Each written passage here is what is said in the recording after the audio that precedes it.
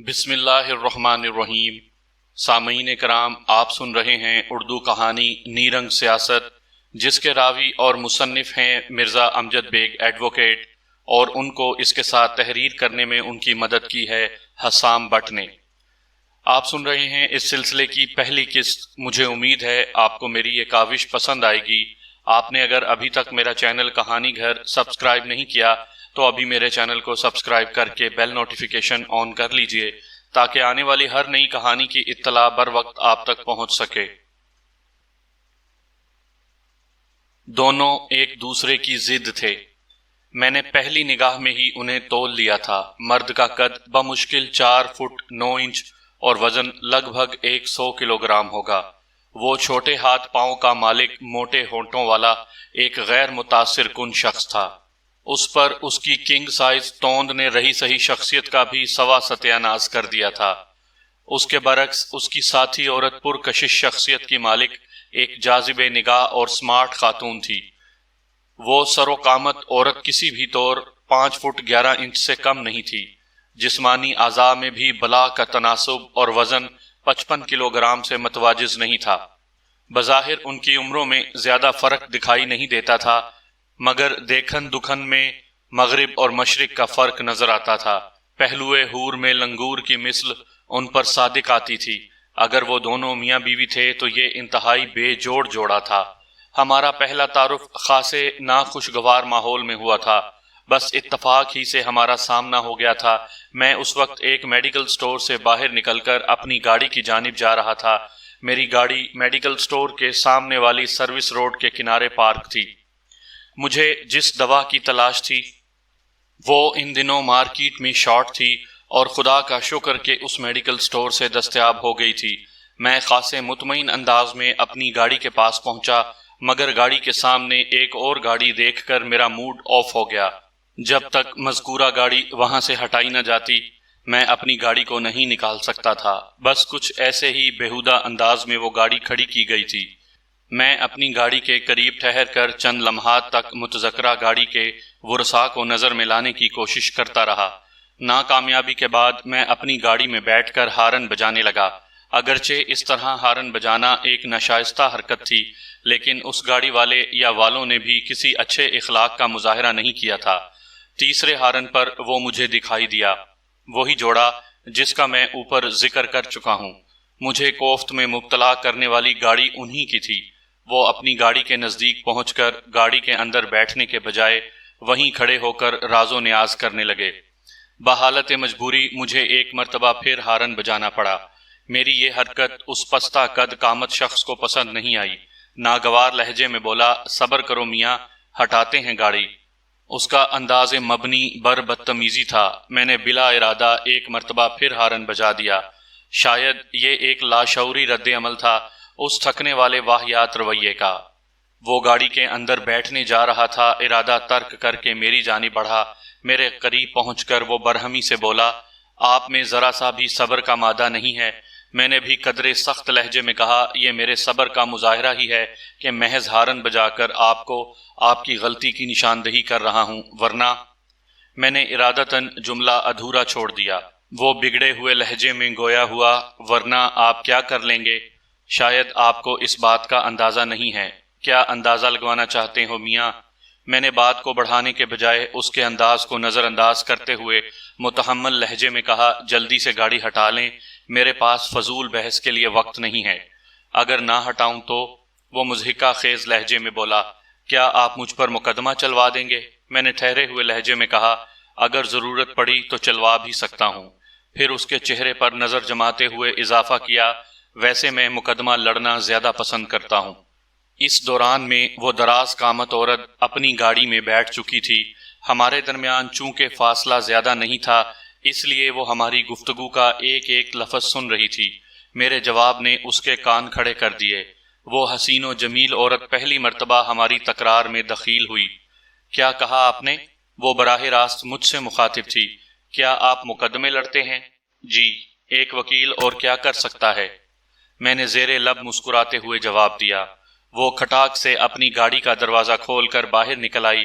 फिर एक शान बेनियाजी से चलते हुए अपने साथी मर्द के पास आकर बोली, وقار، ان سے خوامخواہ کیوں الجھ رہے ہو؟ وکیلوں سے ہمیشہ بنا کر رکھنی چاہیے، کسی وقت بھی ان کی ضرورت پیش آ سکتی ہے۔ اپنی بات ختم کر کے وہ ایک مخصوص دل خوش کن انداز میں مسکرائی۔ میں نے اسے اتنے قریب سے دیکھا تو مجھے ایسا محسوس ہوا جیسے پہلے بھی اسے کہیں دیکھ چکا ہوں۔ ذہن پر زور دینے کے باوجود بھی مجھے اس وقت یاد نہ آیا کہ ہم پہلے کہاں مل چکے ہیں۔ اس شائستہ اور پروقار عورت نے اپنے نظر بٹو ساتھی مرد کو وقار کے نام سے مخاطب کیا تھا، اور انداز ایسا تھا جیسے وہ اسے خود سے کم تر سمجھتی ہو، اور ایسا سمجھنے میں وہ 101% حق بجانب تھی۔ وقار نامی وہ شخص جواباً بولا، بھابی آپ بھی کمال کرتی ہیں، یہ کیا بات کر دی آپ نے کہ کسی وقت بھی وکیل کی ضرورت پیش آ سکتی ہے؟ کیا اس وقت ہمیں ایک قابل وکیل کی اشد ضرورت نہیں ہے؟ اوہ! وہ اس طرح چونکی جیسے کسی نہایت ہی اہم بات کو بے دھیانی میں بھولے بیٹھی ہو۔ اس نے دلچسپ نظر سے پہلے میرا اور پھر میری گاڑی کا تنقیدی جائزہ لیا، اس کے بعد اپنے ساتھی سے مخاطب ہوئی، وقار، ان وکیل صاحب کی گاڑی، شخصیت اور لباس سے ظاہر ہوتا ہے کہ ان کی پریکٹس خوب چلتی ہوگی، بلکہ دوڑتی ہوگی۔ اس کا واضح مطلب یہی ہے کہ یہ ایک قابل اور کامیاب وکیل ہیں۔ کیا میں غلط کہہ رہی ہوں؟ الفاظ کے لحاظ سے وہ اپنے ساتھی سے مخاطب تھی، مگر نگاہ میرے چہرے پر جمی ہوئی تھی۔ میں نے خاموش رہنا ہی مناسب سمجھا۔ وقار نے تائیدی لہجے میں کہا، بھابی آپ کا تجزیہ غلط کیسے ہو سکتا ہے؟ آپ کی مردم شناسی کو تو بڑے بڑے مانتے ہیں۔ ایک لمحے کے توقف سے اس نے اضافہ کیا، آخر آپ نے ملکوں سفر کیا ہے، زندگی بھر ہزاروں بلکہ لاکھوں بھانت بھانت کے لوگوں سے واسطہ رہا ہے آپ کا۔ ایک مرتبہ پھر مجھے سپارک ہوا کہ میں اس خاتون کو پہلے کہیں دیکھ چکا ہوں، مگر اس بارے میں سوچنے سے پہلے ہی اس نے مجھے مخاطب کر دیا، ہیلو، میرا نام رخشندہ ہے اور آپ؟ اس نے میرا تعارف حاصل کرنے کی خاطر دانستہ جملہ ادھورا چھوڑتے ہوئے مسافے کے لیے بڑی بے باکی سے اپنا دایاں ہاتھ میری جانب بڑھا دیا۔ میں ایک لمحے کے لیے گڑبڑا گیا، تاہم ایک مختصر ہچکچاہٹ کے بعد میں نے ایٹیکیٹس کو ملحوظ خاطر رکھتے ہوئے رخشندہ نامی اس فارورڈ عورت سے مصافحہ کرتے ہوئے کہا، مجھے مرزا امجد بیگ ایڈوکیٹ کہتے ہیں۔ وہ کچھ سوچتے ہوئے بولی، کیا آپ وہی مرزا امجد بیگ تو نہیں ہیں جن کے مقدمات کی روداد سسپینس ڈائجسٹ میں شائع ہوتی ہے؟ آپ کا اندازہ درست ہے، میں نے مختصراً کہا۔ وہ اپنے ساتھی سے مخاطب ہوئی، وقار، جلدی سے گاڑی ایک طرف کر لو۔ پھر وہ دوبارہ میری جانب متوجہ ہوئی، تکلیف کی معافی چاہتی ہوں بیگ صاحب، ہماری وجہ سے آپ کو کافی کوفت اٹھانا پڑی۔ اس کے لہجے میں ندامت کی آمیزش تھی۔ میں نے زیر لب مسکراتے ہوئے کہا، کوئی بات نہیں، مجھے ابھی تک یقین نہیں آ رہا۔ وہ اضطراری انداز میں بولی، حالانکہ سب کچھ اپنی آنکھوں سے دیکھ رہی ہوں۔ کس بات کا یقین نہیں آ رہا؟ میں نے پوچھا۔ وہ بولی، یہی کہ آپ واقعی کوئی حقیقی کردار ہیں۔ کیا آپ سسپینس ڈائجسٹ پڑھتی ہیں؟ تقریباً باقاعدگی سے، اس نے بتایا۔ آپ کی کہانی ایک ماہ کے وقفے سے آتی ہے نا؟ اور سچی بات تو یہ ہے کہ میں صرف آپ کی کہانی کی خاطر ڈائجسٹ خریدتی ہوں۔ جھوٹ نہیں بولوں گی، میں آپ کو کوئی فکشن کردار سمجھ رہی تھی۔ آپ تو حقیقت نکلے۔ آپ کی کہانیاں بہت دلچسپ اور مزیدار ہوتی ہیں، میں بہت شوق سے پڑھتی ہوں۔ تعریف کا شکریہ، میں نے خوش دلی سے کہا۔ ویسے میں اپنے مقدموں سے متعلق تمام قانونی اور تکنیکی مواد سسپینس والوں کے سپرد کرتا ہوں۔ قلم کاری میرے بس کا روگ نہیں، اور نہ ہی مجھے اتنی فرصت ملتی ہے۔ الفاظ کی جادوگری کسی اور کا کام ہے۔ رخشندہ کا ساتھی وقار اس دوران میں اپنی گاڑی میری گاڑی کے سامنے سے ہٹا چکا تھا۔ وقار نے 2 مرتبہ رخشندہ کو بھابی کہہ کر مخاطب کیا تھا۔ اس کا واضح مطلب یہی تھا کہ یا تو وہ رخشندہ کا دیور تھا یا پھر اس کے شوہر کا کوئی دوست۔ مجھے خوشی ہوئی کہ وہ میاں بیوی نہیں تھے۔ میں نے اپنی گاڑی کو آگے بڑھانے کا ارادہ کیا ہی تھا کہ رخشندہ میرے ارادے کو بھانپتے ہوئے بولی، بیگ صاحب، مجھے اس بات کا احساس ہے کہ آپ ایک بہت مصروف انسان ہیں، لیکن اگر آپ اپنی مصروفیت میں سے چند لمحات میرے لیے نکال لیں تو مجھے بڑی خوشی ہوگی۔ آخری الفاظ اس نے بڑے اسٹائلش انداز میں ادا کیے تھے۔ میں نے اس کے ہونٹوں پر مجسم دل آویز مسکراہٹ دیکھی تو ایک مرتبہ پھر مجھے ایسا لگا جیسے میں اس مخصوص مسکراہٹ سے پہلے بھی آشنا ہو چکا ہوں۔ مجھے شش و پنج میں مبتلا دیکھتے ہوئے اس نے کہا، میں یہ بات صرف اس لیے نہیں کہہ رہی ہوں کہ آپ کی کہانیوں کی مداح ہوں، بلکہ معاملہ اس سے بھی آگے کا ہے۔ اس کے معنی خیز انداز نے مجھے چونکنے پر مجبور کر دیا۔ وہ وضاحتی لہجے میں بولی، بیگ صاحب مجھے ایک معاملے میں آپ کا تعاون درکار ہے۔ میں ایک نہایت ہی اہم کیس آپ کے سپرد کرنا چاہتی ہوں۔ مجھے یاد آیا تھوڑی دیر پہلے وقار نے اس سے کہا تھا کہ ہمیں ایک قابل وکیل کی اشد ضرورت ہے۔ میں نے پیشہ ورانہ انداز اختیار کرتے ہوئے کہا، رخشندہ صاحبہ اگر آپ کو کسی بھی قسم کی قانونی مدد درکار ہے تو کل آپ میرے دفتر تشریف لے آئیں۔ پھر میں نے اپنا وزٹنگ کارڈ نکال کر اس کی جانب بڑھاتے ہوئے کہا، اس پر میرے دفتر کے اوقات اور فون نمبرز وغیرہ درج ہیں۔ اس وقت رات کے 9 بج رہے تھے۔ تھوڑی دیر پہلے میں اپنے دفتر سے ہی اٹھ کر آیا تھا اور میڈیکل سٹور سے دوا خریدنے کے بعد گھر جانے کا ارادہ رکھتا تھا۔ رخشندہ میرے وزٹنگ کارڈ کا جائزہ لینے کے بعد بولی، بیگ صاحب میں آپ کی ہدایت کے مطابق کل کا انتظار کر لیتی اگر مسئلہ گمبھیر نہ ہوتا۔ آپ ابھی مجھے تھوڑا وقت دے دیں تو مہربانی ہوگی۔ میں نے بے ساختہ پوچھا، ایسا کیا مسئلہ ہے؟ کہیں بیٹھ کر بات کرتے ہیں۔ وہ دائیں بائیں نگاہ دوڑاتے ہوئے بولی، دراصل میں اس وقت وقار کے ساتھ کسی اچھے وکیل سے ملاقات کے لیے ہی نکلی تھی۔ پھر اس نے وقار کا تعارف کرواتے ہوئے بتایا، یہ میرے شوہر کے چھوٹے بھائی ہیں وقار الدین۔ ہمیں وحید الدین کے سلسلے میں آپ کی مدد کی ضرورت ہے، یعنی میرے شوہر وحید الدین۔ رخشندہ صاحبہ آپ بہت الجھی ہوئی باتیں کر رہی ہیں۔ میں نے کہا، ابھی تک میں سمجھ نہیں پایا ہوں کہ آپ کیا کہنا چاہتی ہیں۔ اسی لیے تو چاہتی ہوں کہیں آرام سے بیٹھ کر بات کرتے ہیں۔ وہ جلدی سے بولی، اگر آپ کو زحمت نہ ہو تو ہمارے بنگلے پر چلتے ہیں۔ میں ڈیفنس سوسائٹی میں رہتی ہوں۔ میں نے ٹالنے والے انداز میں کہا، فی الحال تو یہ ممکن نہیں ہے۔ ڈیفنس کا علاقہ یہاں سے کافی فاصلے پر ہے اور مجھے وقت پر گھر پہنچنا بھی ہے۔ وہ بولی، آج آپ 15-20 منٹ یا آدھا گھنٹہ تاخیر سے گھر چلے جائیں گے تو کوئی فرق نہیں پڑ جائے گا۔ اگر آپ میرے بنگلے پر جانا نہیں چاہتے تو آپ کی مرضی ہے۔ ہم اس بات چیت کے لیے کسی قریبی ریسٹورانٹ میں بھی بیٹھ سکتے ہیں۔ آپ وہیں سے گھر فون کر لیجئے گا۔ ایک لمحے کو رک کر اس نے اضافہ کیا، ویسے بھی یہاں لگ بھگ آدھا گھنٹہ تو آپ کا ضائع ہو ہی چکا ہے۔ اس کی بات میں وزن تھا۔ ویسے میں نے جان چھڑانے کے لیے وقت پر گھر پہنچنے کی بات کی تھی۔ حقیقت تو یہ تھی کہ پیشہ ورانہ مصروفیت کے باعث مجھے اکثر گھر پہنچنے میں تاخیر ہو جایا کرتی تھی۔ میں نے رخشندہ کی بات سننے کا فیصلہ کر لیا۔ مجھے آمادہ پا کر اس نے کہا، بیگ صاحب ویسے تو اشفاق گیلانی صاحب ہمارے فیملی وکیل ہیں، ہمارے ہر قسم کے قانونی معاملات کو وہی ڈیل کرتے ہیں، مگر آج کل وہ 2 ماہ کے لیے امریکہ گئے ہوئے ہیں۔ وحید الدین پر ایک ایسی افتاد آن پڑی ہے کہ میں اشفاق صاحب کی واپسی کا انتظار نہیں کر سکتی۔ یہ تو میری خوش قسمتی ہے کہ آپ اتفاق سے مل گئے، ورنہ پتہ نہیں کس قسم کے وکیل سے واسطہ پڑ جاتا۔ میں اشفاق گیلانی صاحب کو اچھی طرح جانتا تھا۔ وہ خاصے سینئر اور تجربے کار وکیل تھے۔ میں نے کہا، گیلانی صاحب کسی تعارف کے محتاج نہیں ہیں، میں ان کا بہت احترام کرتا ہوں۔ بیگ صاحب وحید الدین کے موجودہ مسئلے کو تو آپ ہی ڈیل کریں گے، یہ میں نے اٹل فیصلہ کر لیا ہے، وہ قطعیت سے بولی۔ میں نے کہا، رخشندہ صاحبہ میں جب تک آپ کے مسئلے کی تفصیل اور معاملے کی نوعیت نہ جان لوں اس وقت تک میں کوئی حتمی فیصلہ نہیں کر سکتا۔ جی ہاں بالکل، وہ سر کو اثباتی جنبش دیتے ہوئے بولی، میں ابھی آپ کو پوری تفصیل بتاتی ہوں، پہلے ذرا سٹنگ کے لیے جگہ پر اتفاق رائے ہو جائے۔ ٹھیک 15 منٹ بعد ہم ایک معروف ہوٹل کے پرسکون ریسٹورانٹ میں بیٹھے ہوئے تھے۔ اس مرتبہ گفتگو کا آغاز میں نے کیا۔ میرے اندر رخشندہ کے حوالے سے ایک کریز سی لگی ہوئی تھی۔ وہ مجھے شناسا محسوس ہوتی تھی، مگر شناسائی کا حوالہ یاد نہیں آ رہا تھا۔ میں نے کہا، رخشندہ صاحبہ مجھے لگتا ہے میں اس سے پیشتر بھی آپ کو کہیں دیکھ چکا ہوں۔ میں آج آپ سے پہلی بار مل رہی ہوں۔ وہ شائستگی سے بولی، ویسے آپ کے محسوسات میں کسی اچنبھے کی بات نہیں ہے، اس بات کے قوی امکانات ہیں کہ آپ نے مجھے کہیں دیکھا ہو۔ میں ایک طویل عرصے تک ایک ایسے شعبے سے وابستہ رہی ہوں کہ سینکڑوں لوگوں سے واسطہ پڑتا رہا ہے۔ میرے وجود میں کھلبلی مچی ہوئی تھی۔ اگر کوئی بات آپ کے ذہن میں موجود ہو مگر باوجود کوشش کے بھی آپ کی زبان تک نہ آ پائے تو ایک عجیب سا اضطراب پیدا ہو جاتا ہے۔ میں بھی اسی اضطراب کا شکار تھا۔ اضطراری لہجے میں نے سوال کیا، آپ زندگی کے کس شعبے سے وابستہ رہی ہیں؟ میرے سوال کا جواب دینے کے بجائے اس نے الٹا سوال کر ڈالا، بیگ صاحب آپ نے کبھی بیرون ملک سفر کیا ہے؟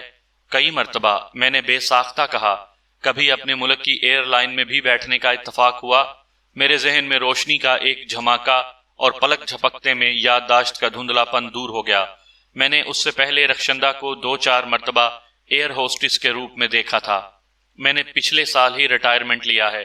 میرے خیال کی تصدیق کرنے کے بعد اس نے بتایا اب تو یقیناً آپ کی الجھن دور ہو گئی ہوگی۔ میں نے اسبات میں سر ہلا دیا، پھر ہمارے درمیان موجودہ صورتحال پر گفتگو ہونے لگی۔ رخشندہ نے بتایا بیگ صاحب، میرے شوہر ایک نہ کردہ جرم کے سلسلے میں پولیس کی گرفت میں ہیں، بلکہ آپ یوں سمجھ لیں کہ ریمانڈ پر ہیں۔ ریمانڈ کی مدت ختم ہونے میں صرف کل کا دن باقی ہے۔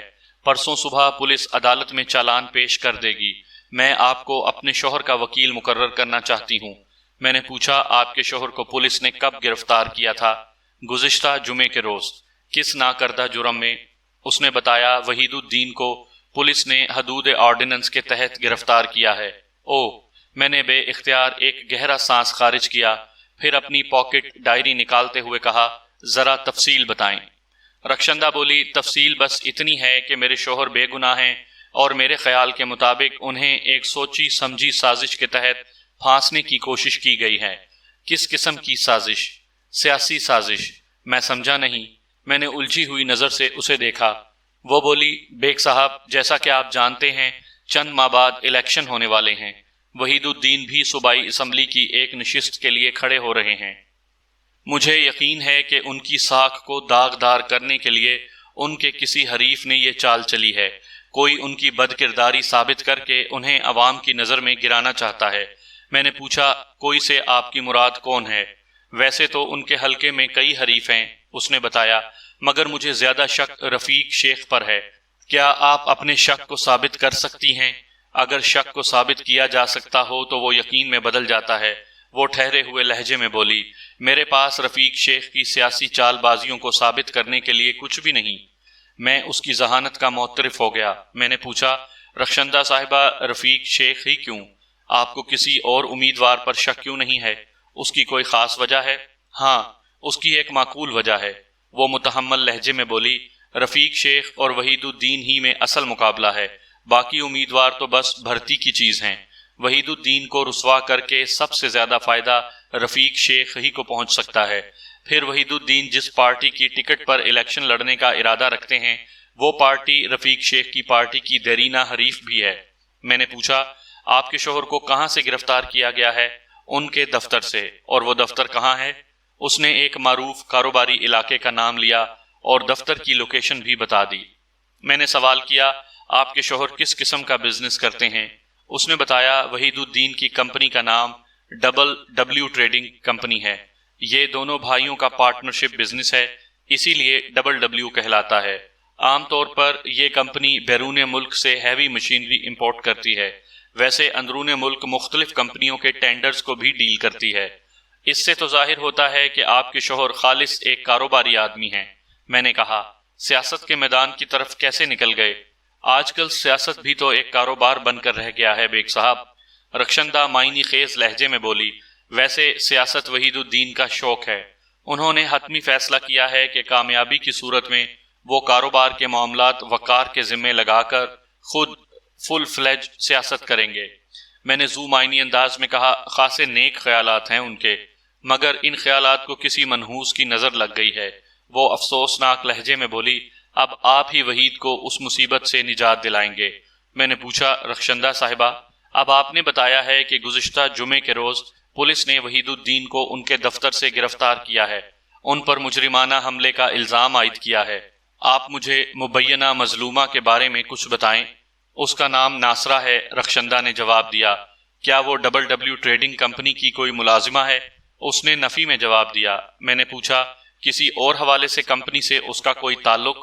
یہ بات میں اس لیے پوچھ رہا تھا کہ رخشندہ کے بیان کے مطابق ملزم کی گرفتاری اسی کمپنی کے دفتر میں عمل میں آئی تھی، اور رخشندہ نے مجھے بتایا تھا کہ پولیس کے مطابق ناصرہ کو اسی دفتر کی اسٹڈی میں ظلم کا نشانہ بنایا گیا تھا۔ رخشندہ نے میرے سوال کے جواب میں بتایا ناصرہ کا اس کمپنی سے کوئی تعلق نہیں تھا۔ پھر وہ وحید الدین کی اسٹڈی میں کیا کر رہی تھی؟ یہی بات تو اب تک میری سمجھ میں نہیں آئی۔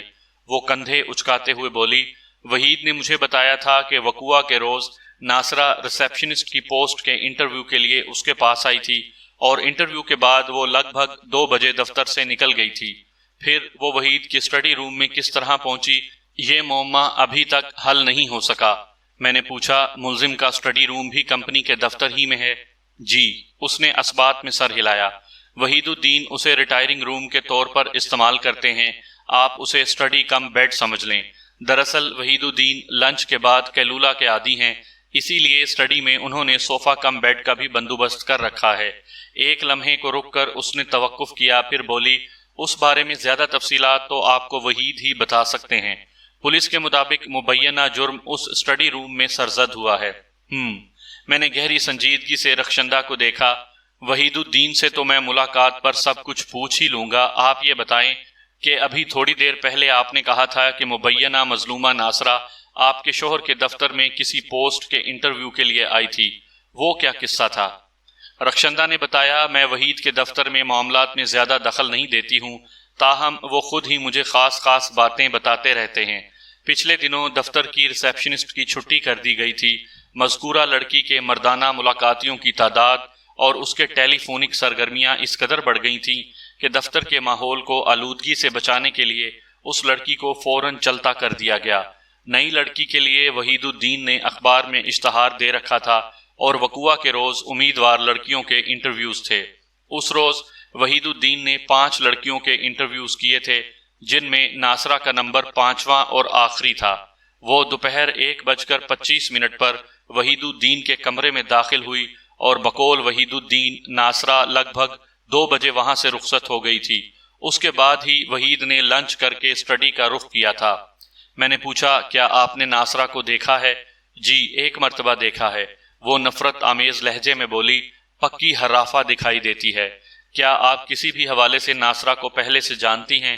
بالکل نہیں۔ وحید الدین نے اسے کہیں دیکھا ہو؟ میں نے کہا، پہلے کوئی تعلق واسطہ رہا ہو؟ قطعی نہیں، وہ 2 ٹوک لہجے میں بولی۔ میں نے اس سلسلے میں وحید سے پوچھا تھا، مگر انہوں نے اپنی مکمل لا علمی کا اظہار کیا ہے۔ وہ کسی بھی سلسلے میں پہلے ناصرہ سے نہیں مل چکے۔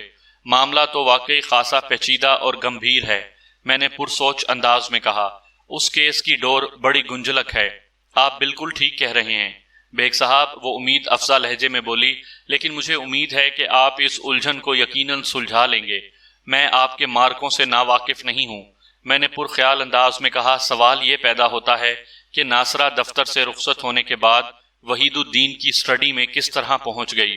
مجھے تو یہ رفیق شیخ کی سازش لگتی ہے۔ اگر آپ کی بات مان بھی لی جائے تو پھر سوال یہ پیدا ہوتا ہے کہ رفیق شیخ کو وحید الدین کی اسٹڈی تک رسائی کیسے حاصل ہوئی؟ میں نے کہا، ایسا اس وقت تک تو ممکن نہیں جب تک گھر کا کوئی بھیدی رفیق شیخ سے نہ ملا ہوا ہو۔ ایک لمحے کے توقف سے میں نے اپنی بات جاری رکھتے ہوئے کہا، پھر ایک اور پہلو بھی قابل غور ہے۔ آپ کے بیان کے مطابق وحید الدین بے گناہ ہے۔ اس سے وہ گناہ ہرگز سرزد نہیں ہوا جس کے لیے مبینہ طور پر اسے ذمہ دار ٹھہرایا جا رہا ہے۔ پھر پولیس کو کس بنا پر یقین ہے؟ کیا صرف مظلومہ کی فریاد کو ہی کافی سمجھ لیا گیا ہے؟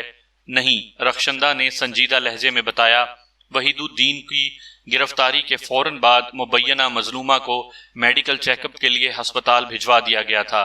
طبی معائنے سے یہ بات ثابت ہو گئی ہے کہ ناصرہ مجرمانہ حملے کا شکار ہوئی ہے۔ میں نے ایک فوری خیال کے تحت پوچھا، کیا وحید الدین کا طبی معائنہ بھی کروایا گیا تھا؟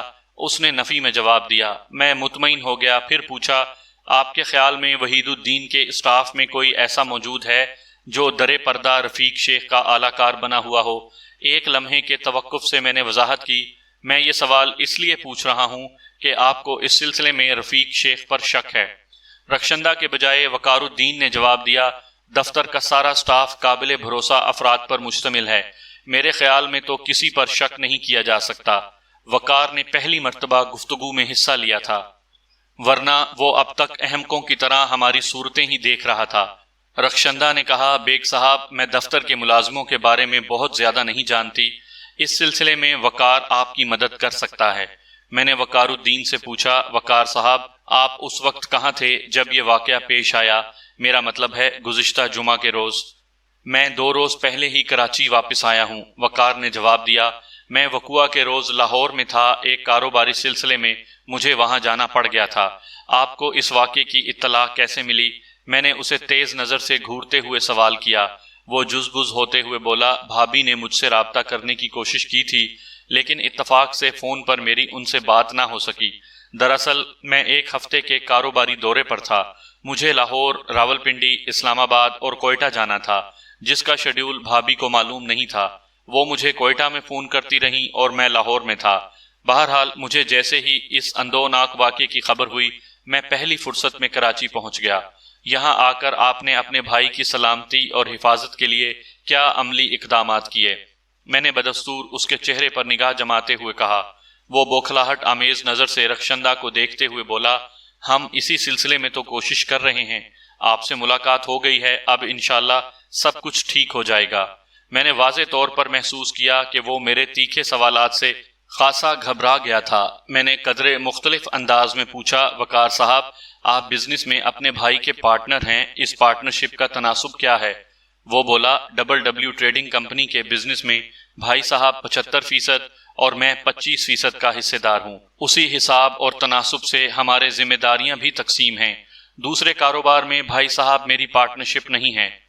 دوسرے کاروبار سے آپ کی کیا مراد ہے؟ میں نے پوچھا۔ رخشندہ نے وقار کے بولنے سے پہلے ہی میرے سوال کا جواب دیا، بیگ صاحب، جس بلڈنگ کے گراؤنڈ فلور پر ڈبل کا دفتر ہے، اس کے فرنٹ میں 4 بڑی بڑی دکانیں ہیں، جن میں سے 2 دکانوں میں وحید نے اپنے 2 مختلف قسم کے کاروبار سیٹ کر رکھے ہیں۔ وقار کی مراد اسی سے ہے۔ میں نے دلچسپی لیتے ہوئے پوچھا، کیا آپ مجھے بتانا پسند کریں گی کہ وہ دونوں بزنس کس نوعیت کے ہیں؟ کیوں نہیں؟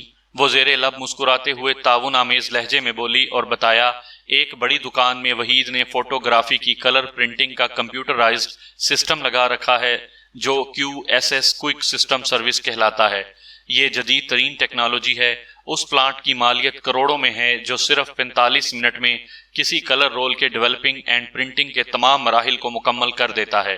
کوئک سروس سسٹم اس زمانے میں نیا متعارف ہوا تھا، آج کل اس کی بھرمار ہے۔ اب اس سسٹم سے کلر فوٹوگرافی کی ڈیولپنگ اور پرنٹنگ نہ صرف ارزاں بلکہ تیز تر بھی ہو گئی ہے۔ میں نے سنا ہے صدر اور دیگر علاقوں میں موجود یہ سسٹم صرف آدھے گھنٹے میں آپ کا مطلوبہ کام کر دیتے ہیں۔ اب QSS پلانٹ بھی قدرے سستا ہو گیا ہے۔ خیر، یہ تو جملہ معترضہ تھا۔ میں رخشندہ کی جانب متوجہ ہو گیا۔ وہ بتا رہی تھیں، دوسری دکان میں وحید الدین نے WD's کے نام سے ایک فاسٹ فوڈ ریسٹورانٹ کھول رکھا ہے، جو سیلف سروس کے اصول پر کام کرتا ہے اور خوب چلتا ہے۔ Thank you very much. میں نے رخشندہ کا شکریہ ادا کیا، پھر وقار کی جانب روئے سخن موڑتے ہوئے پوچھا، وقار صاحب، ڈبل ٹریڈنگ کمپنی کا سٹاف کتنے افراد پر مشتمل ہے؟ اس نے بتایا، general manager Ali Raza, accountant کم کیشیئر فیضان علی، ٹائپسٹ عبد القدیر، آؤٹ ڈور کلرک طارق چپڑاسی سلیم، بھائی صاحب کی سیکرٹری ریٹا اور ریسیپشنسٹ جس کی پوسٹ ان دنوں خالی ہے۔ آپ تو آفس سٹاف میں شامل نہیں ہے نا؟ اس نے نفی میں جواب دیا۔ میں نے پوچھا، آج کل ریسیپشنسٹ کا کام کون کرتا ہے؟ عارضی طور پر چپڑاسی سلیم یہ ڈیوٹی انجام دے رہا ہے۔ میں نے اس کی آنکھوں میں دیکھ کر چبھتے ہوئے لہجے میں سوال کیا، اور سٹاف کے یہ تمام ممبرز آپ کی نظر میں قابل اعتماد اور وفادار ہیں؟ جی بالکل، یہ سال ہا سال کے آزمائے ہوئے ہیں۔ اور دیگر سٹاف؟ میں نے کہا، پھر خود ہی وضاحت کر دی، میرا مطلب ہے QSS لیبارٹری اور WD's ریسٹورانٹ میں بھی تو کچھ افراد کام کرتے ہوں گے۔ ان لوگوں کا ڈبل ٹریڈنگ کمپنی کے معاملات سے کوئی تعلق نہیں ہے، وقار الدین نے جواب دیا۔ ویسے آپ جاننا ہی چاہتے ہیں تو بتاتا چلوں۔ ایک لمحے کے توقف سے اس نے وضاحت کی، WD's کا سٹاف صرف 3 افراد پر مشتمل ہے، مینیجر دلاور خان اور معاونین الیاس اور منصور۔ سیلف سروس ہونے کی وجہ سے زیادہ سٹاف رکھنے کی ضرورت پیش نہیں آتی، جبکہ QSS میں تو صرف 2 لڑکیاں ہی ہیں۔ فرزانہ بکنگ اور ریسیپشن وغیرہ کو سنبھالتی ہے، روزی کیش اور ڈیلیوری کے معاملات کو دیکھتی ہے۔ ویسے وہ آپس میں ذمہ داریاں بدلتی رہتی ہیں۔ میں نے پوچھا، وقار صاحب، آپ نے کوئی سیکرٹری وغیرہ نہیں رکھی ہوئی؟ اس کے جواب سے مجھے لگا اس نے میرے سوال کا برا منایا تھا، شاید یہ اس کا احساس کمتری تھا۔ طنزیہ لہجے میں بولا، اگر آپ مجھے مشورہ دے رہے ہیں تو میں اس بارے میں ضرور غور کروں گا۔ میں بلا معاوضہ مشورہ دینے کا قائل نہیں ہوں، میں نے کہا۔ رخشندہ ہمارے درمیان کود پڑی، مجھے مخاطب کرتے ہوئے بولی، بیگ صاحب، ابھی تک آپ نے اپنی فیس کے بارے میں تو بتایا ہی نہیں۔ کہانیوں میں بھی آپ اس ذکر کو گول کر جاتے ہیں، کہانیوں میں ایسا دانستہ کیا جاتا ہے، میں نے کہا، مگر یہاں میں آپ کو اپنی فیس کے بارے میں ضرور بتاؤں گا، بشرط یہ کہ پہلے میں اطمینان کر لوں۔ کیسا اطمینان بیگ صاحب؟ رخشندہ صاحبہ، میں نے نرم لہجے میں کہا، آپ کی فراہم کردہ معلومات نامکمل اور الجھی ہوئی ہیں۔ اس زنجیر کی بہت سی کڑیاں یا تو سرے سے غائب ہیں یا پھر غلط جگہ پر جڑی ہوئی ہیں۔ میں جب تک اس مقدمے کے مبینہ ملزم سے ایک بھرپور ملاقات نہ کر لوں اس وقت تک معاملات آگے نہیں بڑھ سکتے۔ شور، وہ قطعیت سے بولی، آپ کل ہی وحید سے ملاقات کر لیں، پرسوں صبح تو ان کا چالان پیش کر دیا جائے گا۔ وہ کس تھانے میں ہیں؟ رخشندہ نے متعلقہ تھانے کا نام بتایا۔ میں نے اپنی ڈائری میں نوٹ کرتے ہوئے کہا، میں کل ہی وحید الدین سے ملاقات کر لوں گا۔ آپ دونوں کل شام میرے دفتر آ جائیں، پھر تفصیلی بات ہوگی۔